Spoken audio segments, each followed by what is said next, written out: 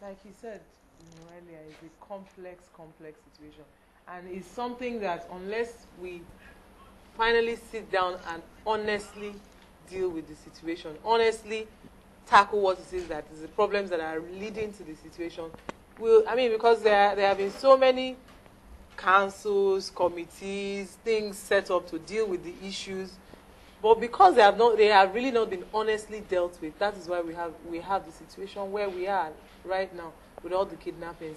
But the dimension, like you said, the dimension of the child kidnapping, I think even the people in that community really need to decide if this is the best way for them to get what they want.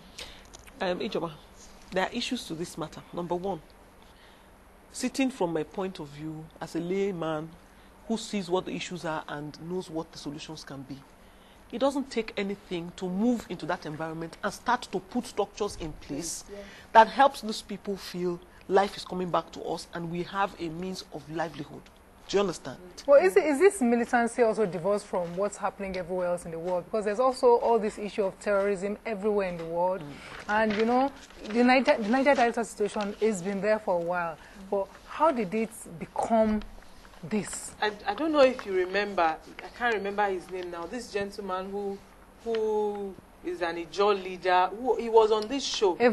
Joe Eva. He was on this show about 2 or 3 years ago when he said it, that if nothing is done about the Niger-Delta situation, that we will have terrorism. We will have the Niger-Delta people. He said it on this show, I remember clearly, that we will have the Niger-Delta people starting to carry arms, to try and solve the situation. When this, thing started, I remember so clearly that he said it. What are your fears if we don't do something and do something now? That it will get worse. That's my own fear. It's going to turn on us. We used to laugh when we made jokes out of it when they were going after foreigners. The last child they kidnapped is the child of an Eze or somebody. It's a Nigerian, fully Nigerian, right there in the community with them. Yes. So it's going to turn on us. That's it. We think that because they're in Port Harcourt, it's far away from Lagos or it's far away from Abuja, and so we think we're fine. Don't be surprised when they start hitting those cities where we think are our safe zones, spots too. So it's something that we have to understand that it's Do you not think the average Nigerian is taking this seriously? So there are certain things. What I've noticed happening everywhere else in the world is that sometimes the government might not put an issue on the front burner, but people start to make an issue of it. Look at the issue of Darfur, for example. The Western world was not interested. The federal government, for example, in America was not interested. But because of what they had learned, began to gather and mobilize and do something about it and talk about it, their state governments began to make their own laws and pronouncements. Eventually, other levels of government joined. Do you think that this kind of mass-driven awareness and demand for more can come from the people, particularly people who don't feel that they are directly involved? As you say, people who feel they are far away in Lagos or far away in Abuja. Unfortunately, those people have their own issues to deal with. We have the robbers who are terrorizing us on the streets of Lagos and Abuja to cope with.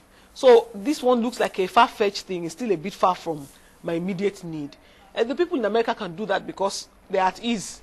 But even apart from that, is the truth of the fact that once you are not from that area, you think it is their problem. No, it's the truth. No. Once you are not does the average Nigerian feel that the Niger-Delta issue is exactly? A lot of Nigerians feel that the Niger-Delta issue is their problem.